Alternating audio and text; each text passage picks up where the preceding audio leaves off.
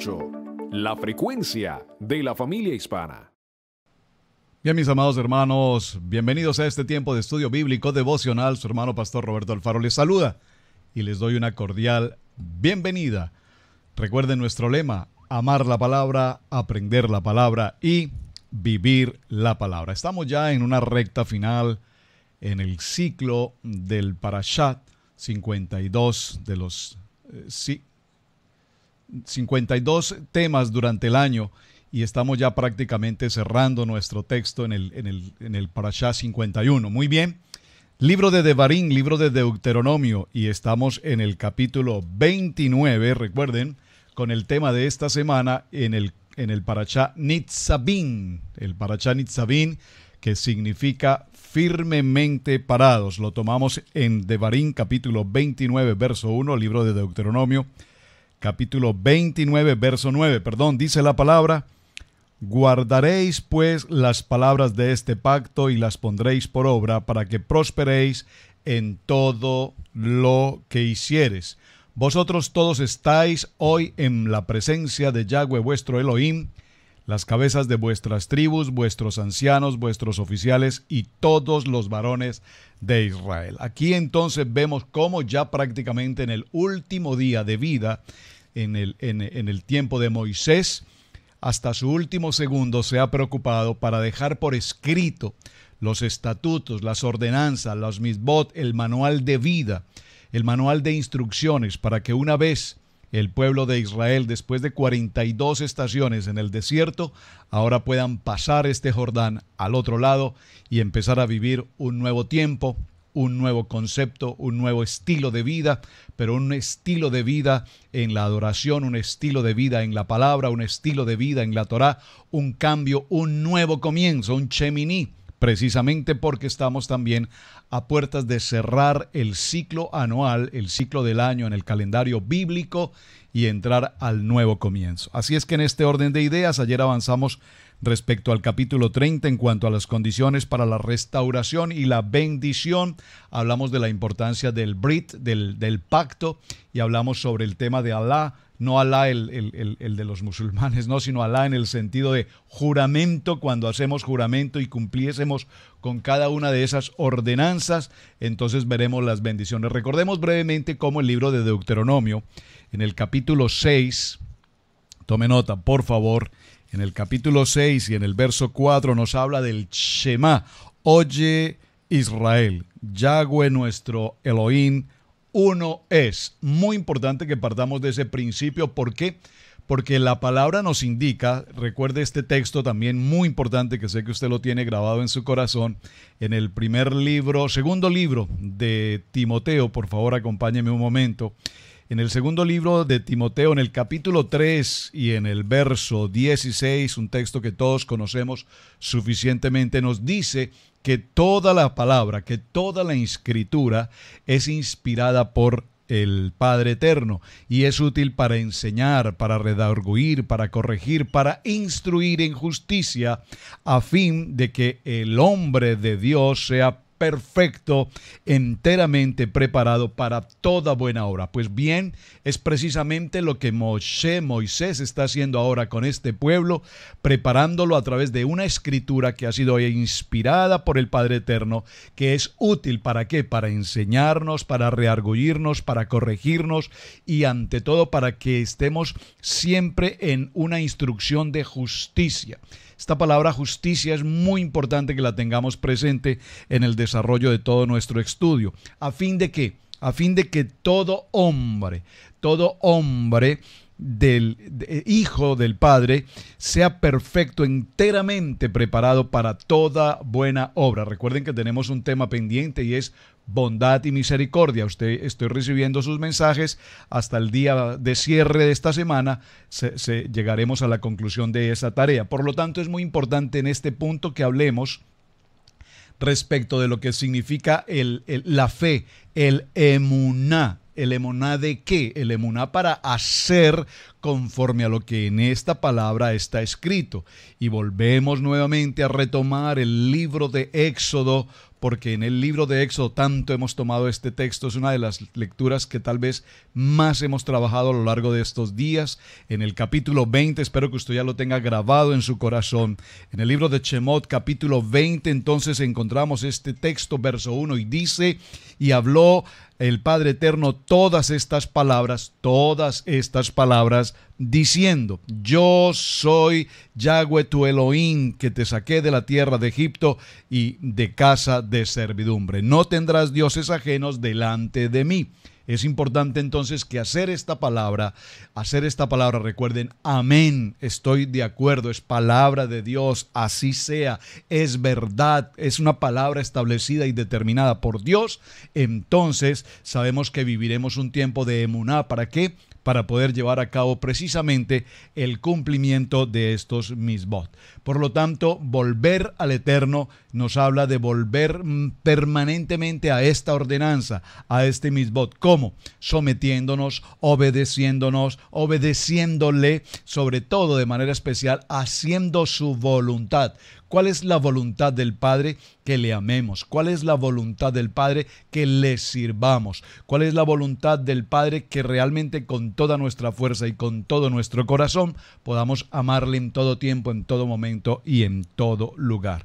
Por lo tanto, cuando nos habla de que estaremos pasando por generación y generación y generación, que esta palabra que hoy aprendemos, que esta palabra que hoy recibimos, que esta palabra que fue escrita desde el principio de los tiempos y quedó grabada aquí en este libro llamado Pentateuco, 5 primeros libros de la Biblia, lo que también conocemos como Torá, que esta palabra sea grabada en nuestros corazones y llevada, pasada a través de cada uno de nosotros a nuestros hijos y sucesivamente a nuestras generaciones. Es importante mencionar aquí en este punto, quiero hacerlo posteriormente, haremos seguramente una pausa y detallaremos un poco más sobre este punto, pero es importante que tengamos presente el Tanakh. ¿Qué es la palabra Tanakh? Que usted seguramente la ha escuchado por muchas ocasiones. Es un acrónimo de la palabra Tanakh, que está compuesta por 3 letras hebreas y cada una de ellas nos indican un grupo de textos bíblicos escritos, inspirados. Es decir, la palabra Tanakh significa Torá, Nevilín y Ketubín. En el libro de Torá que estamos mencionando, conocemos entonces el libro de Génesis, Éxodo, Levítico, Números y Deuteronomio. Y a través de los Nevilim estamos hablando del libro de los profetas. Recordemos que hay los profetas mayores, los profetas menores, y también es importante entender que tenemos los Ketubín, y entre los libros de Ketubín tenemos Salmos, Proverbios, Job, Cantar de Cantares, Ruth, Lamentaciones, Eclesiastés, Esther, Daniel, Esdras, Nehemías, primer libro de Crónicas, segundo libro de Crónicas. Todo esto lo quiero mencionar porque todo este texto es lo que conocemos con el nombre de Antiguo Testamento. Y ese Antiguo Testamento es lo que hoy estamos desarrollando, que es precisamente el Tanakh. ¿Por qué lo estoy mencionando? Porque recuerden que vamos a avanzar al libro de Isaías en el capítulo 61 y también estaremos en el libro de Lucas para que veamos el por qué es importante mencionar entonces el Tanakh. En todo este proceso es interesante recordar que siempre el Padre Eterno nos ha dado una promesa. ¿Cuál? Que es que Él estará al frente y nos librará de todo ataque del enemigo. Y la condición, hay una condición, ¿cuál? Obediencia. 2, amarle. 3, no hacer idolatría. Por favor, es un punto fundamental, la idolatría. Cumplir con estos preceptos, ¿cuáles? 613 preceptos, los 613 misbot establecidos en la Torá. Muchos de ustedes me han escrito y nos han dicho o nos envían mensajes diciendo: nunca jamás habíamos escuchado respecto de 613. A duras penas conocemos 10 mandamientos, pero nunca habíamos oído hablar de 613. Bueno, muy bien, pues por eso es que precisamente tenemos el estudio bíblico devocional para que profundicemos, estudiemos, aprendamos, conozcamos. Y lo importante es tener un corazón dispuesto y preparado para recibir una palabra. No lo digo yo, no lo estoy inventando, lo estoy tomando de aquí, de la Biblia, del Tanakh, del primer libro llamado Torá, para poderlo compartir con todos ustedes. El propósito entonces del Padre en todo este desarrollo a través del desierto es traernos a una nueva tierra, una tierra en la que fluye leche y miel, una tierra de promesa, y colmarnos, llenarnos de las bendiciones del Padre. Pero para que Él nos llene de esas bendiciones que tiene preparadas para nosotros, se hace necesario, como dice esta palabra, en el punto del libro de Devarim 30, en el verso 10, dice: cuando obedecieres la voz de Yahweh tu Elohim, para guardar sus mandamientos y sus estatutos que yo te prescribo hoy, atención, que yo te prescribo hoy, cuando te convirtieres a Yahweh tu Dios con todo tu corazón y con toda tu alma, entonces dice que recibirás todas estas bendiciones. Por lo tanto, dígalo conmigo, por favor, escríbalo en su agenda de notas: nacimos para servirle a Él. Nacimos para agradarle a Él. Y cuando digo servirle, estoy hablando de servirle con bondad y con misericordia. Estoy hablando de servirle en obediencia. Estoy hablando de servirle sin esperar nada a cambio. Obviamente, nosotros, por esa naturaleza humana, siempre procuramos servir esperando recibir algo a cambio. Pero cuando le servimos al Padre con nuestro corazón, con gozo, con alegría, en obediencia, y cumplimos con sus mandatos, servimos con todo, con toda gloria y con toda honra al Padre, porque sabemos que ya de hecho nos ha bendecido con toda bendición celestial. Muy bien, en este proceso que hemos llevado hasta el momento, les mencioné que íbamos a entrar a ver una porción extraordinaria en el libro de Isaías. Acompáñenme al libro de Isaías en el capítulo 61. ¿Por qué es importante este texto? Porque precisamente para esta fecha, para este tiempo, en el calendario bíblico se estaba llevando a cabo en Jerusalén, se estaba llevando a cabo la lectura semanal del Parashá. Y la lectura semanal del Parashá tenía que ver precisamente con el texto que estamos desarrollando esta semana. ¿Cuál es? Nitzabim, firmemente parados. Y en el capítulo 61 del libro de Isaías dice la palabra: el Espíritu de Yahweh, el Señor, está sobre mí, porque me ha ungido Yahweh, me ha enviado a predicar buenas nuevas a los abatidos, a vendar a los quebrantados de corazón, a publicar libertad a los cautivos y a los presos apertura de la cárcel. Y dice el texto que después de esta lectura, dice que esta palabra se ha cumplido hoy, y quienes estaban allí presentes en la sinagoga no podían entender lo que esta palabra se estaba cumpliendo en este momento. Así es que lo vamos a ver en detalle. Procuraron incluso lanzarle por la montaña, despeñarle. Muy bien. Entonces, cuando hablamos de este texto en el libro de Deuteronomio que vimos el día de ayer, en el capítulo 29, verso 9, dice: guardaréis pues las palabras de este pacto, y las pondréis por obra, para que prosperéis en todo lo que hicieres. Vosotros todos estáis presentes en presencia de Yahweh vuestro Dios, y mencionamos a las tribus, a los ancianos, a los oficiales y a todos los varones de Israel. Verso 12, para que entres en el pacto de Yahweh tu Dios y en su juramento que Yahweh tu Dios te concierta hoy contigo. Ahora, ¿por qué es importante? Porque el apóstol Pablo lo aclara y lo dice de la siguiente manera. Acompáñeme al primer libro a Corintios, primer libro a Corintios. Estemos en el capítulo 10, por favor. Primer libro a Corintios, en el capítulo 10. Y en el capítulo 10 vamos a tomar los textos del verso 1 al verso 5. Primer libro a Corintios, capítulo 10, verso 1 al verso 5. Vaya conmigo a su lectura en su Biblia, por favor. Dice la palabra. Primer libro a Corintios, capítulo 10, verso 1 al 5. Porque no quiero, hermanos, que ignoréis que vuestros padres todos estuvieron bajo la nube y todos pasaron el mar, y todos en Moisés fueron bautizados en la nube y en el mar, y todos comieron el mismo alimento espiritual, esto es, el maná.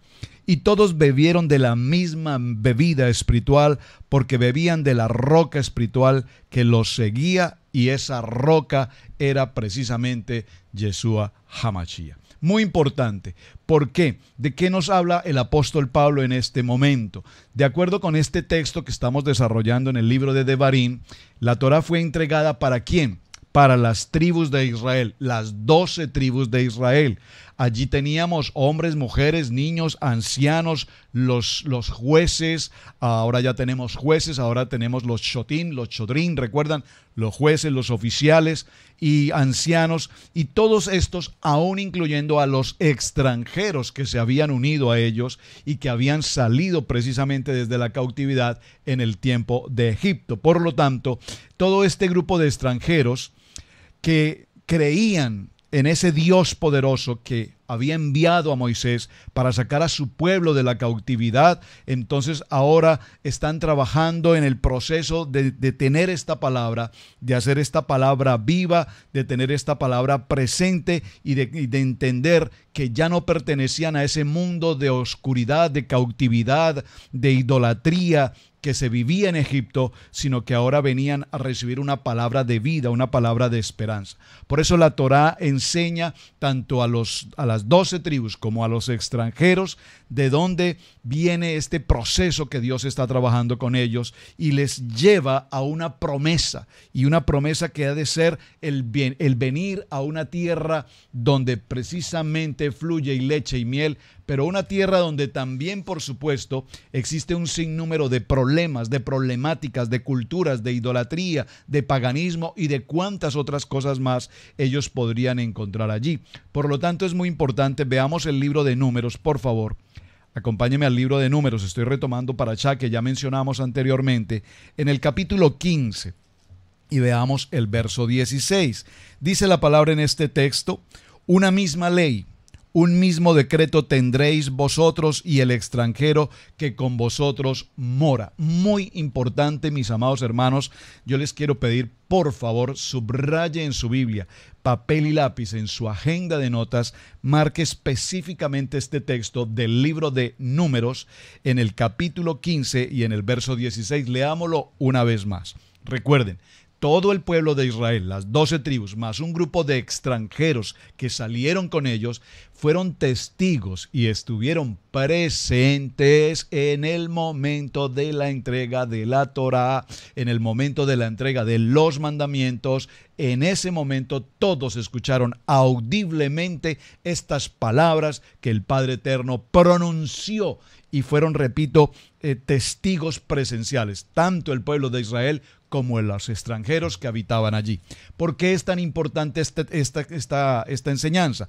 Porque dice entonces la palabra, una misma Torá, por favor, una misma Torá, un mismo mandato, un mismo manual de vida, un mismo manual de instrucciones, es el que yo les entrego hoy, y entonces un mismo decreto tendréis vosotros, pueblo de Israel, y los extranjeros. Aquí podríamos utilizar en esta palabra extranjeros como a los gentiles que con vosotros moran.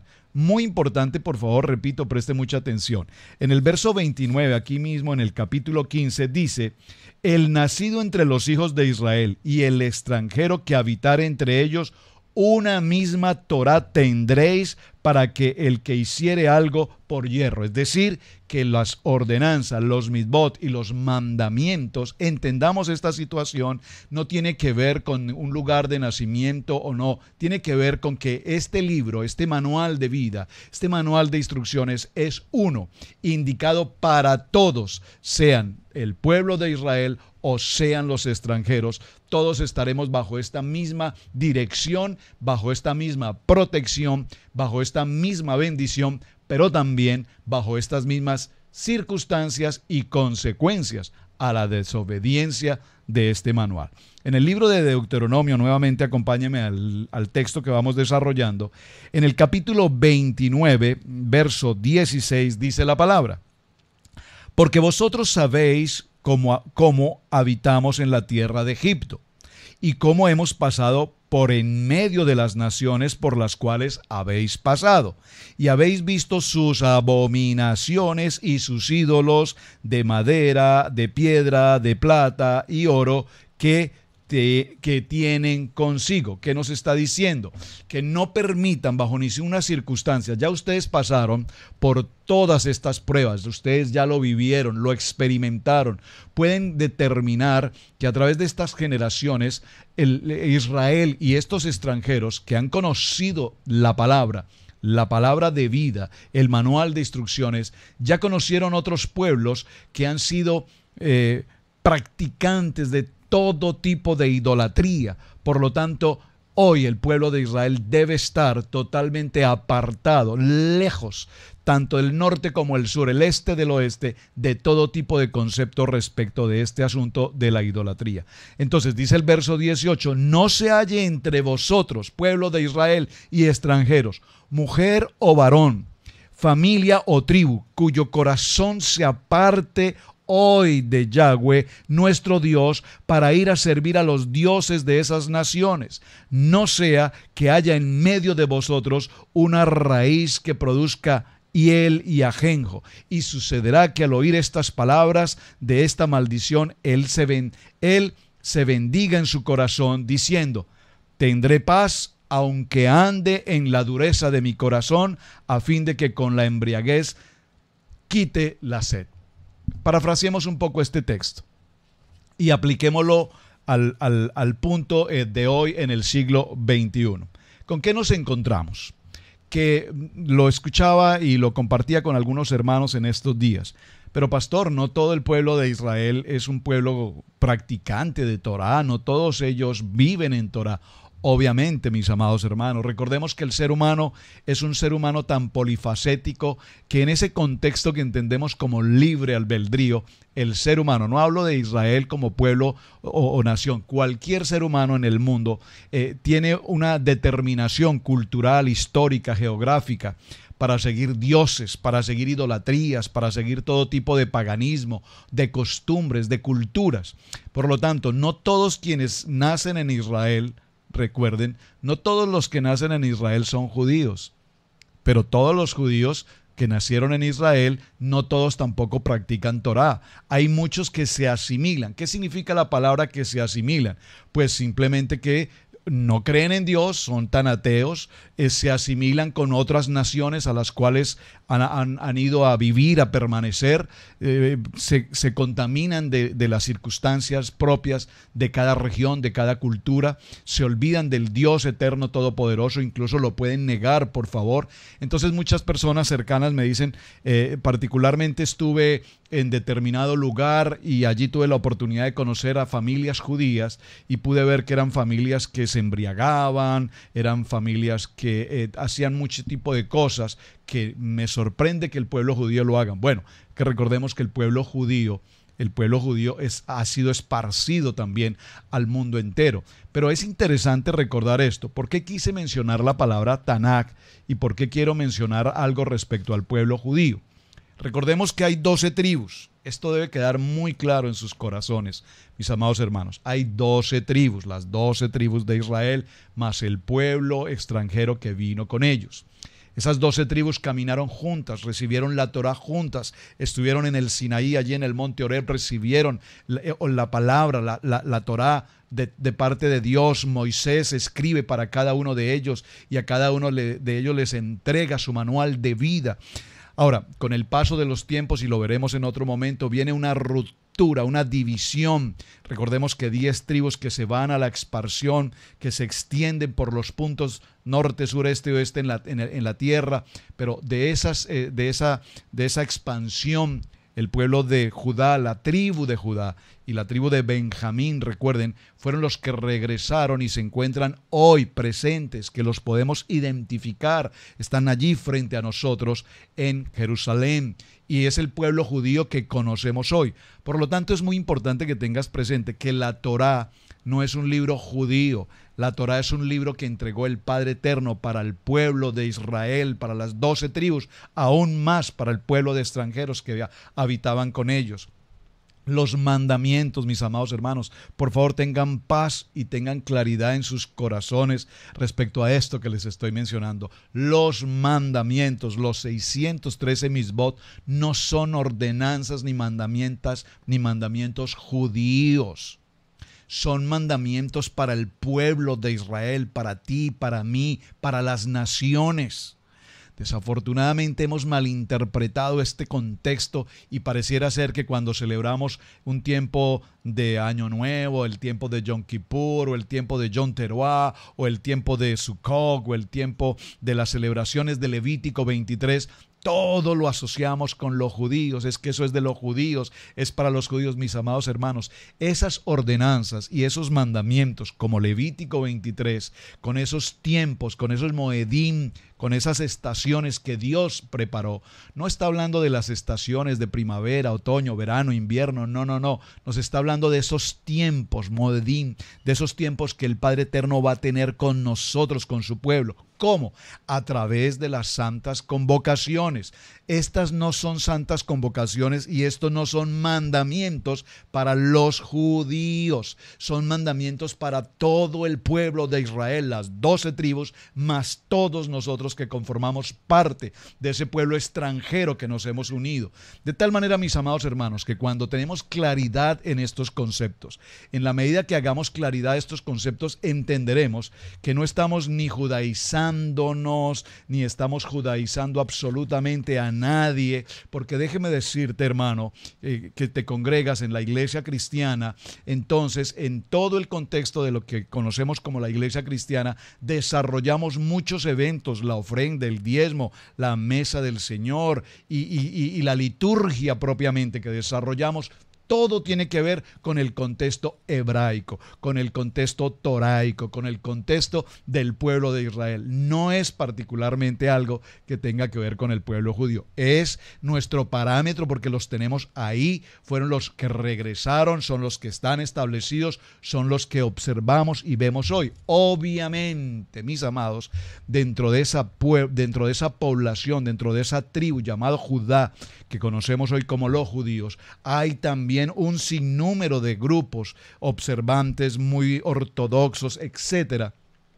Pero no es el punto ni juzgarlos, ni criticarlos, ni cosa por el estilo, porque todos nosotros caminamos en un solo precepto, en un solo contenido, en una sola ley, en una sola palabra. Entonces, cuando estudiamos la palabra es necesario que tengamos presente que no es un asunto de judíos, es un asunto de Dios para con nosotros, el pueblo de Israel. Bien, mis amados hermanos, pues hemos llegado ya al cierre de nuestro tiempo para el día de hoy. Continuamos atentos al tema del libro de Lucas. Vamos a dejarlo como puerta de entrada para el día de mañana. Continuar. Vamos a ir al Evangelio de Lucas, por favor. Muy importante hacer toda esta mención, repito, porque es necesario que tengamos claridad. Ya estamos cerrando el ciclo del año con Parashá y hay muchas preguntas y muchas inquietudes. Obviamente se suscitan porque tenemos un gran número de hermanos que nos acompañan por primera vez y entiendo sus inquietudes, entiendo sus preguntas. Muchas gracias por preguntar, muchas gracias por enviarnos sus inquietudes, porque estamos precisamente aquí todos aprendiendo, todos entendiendo, todos estudiando la palabra. Así es que vamos a dejar abierto el tema para el día de mañana. En el Evangelio de Lucas, capítulo 4, verso 16, dice: vino a Nazaret, donde se había criado, y en el día de reposo, esto es el día sábado, entró en la sinagoga conforme a su costumbre, observen, conforme a su costumbre, y se levantó a leer. ¿Quién está entrando aquí? Yeshua. Y se le dio el libro del profeta Isaías, y habiendo abierto el libro, halló el lugar donde estaba escrito. Y aquí vamos a Isaías 61. ¿Por qué se le entregó el libro de Isaías en el capítulo 61? Porque era justamente el tiempo de la lectura, repito, del Parashá que tenemos para hoy, el Parashá Nitzavim. Se estaba cumpliendo la lectura de este Parashá. Mis amados hermanos, muchísimas gracias por acompañarnos. Su hermano Pastor Roberto Alfaro les saluda. Gracias por sus apreciaciones, gracias por compartir el mensaje. Hasta el día de mañana. Shalom. Bendiciones.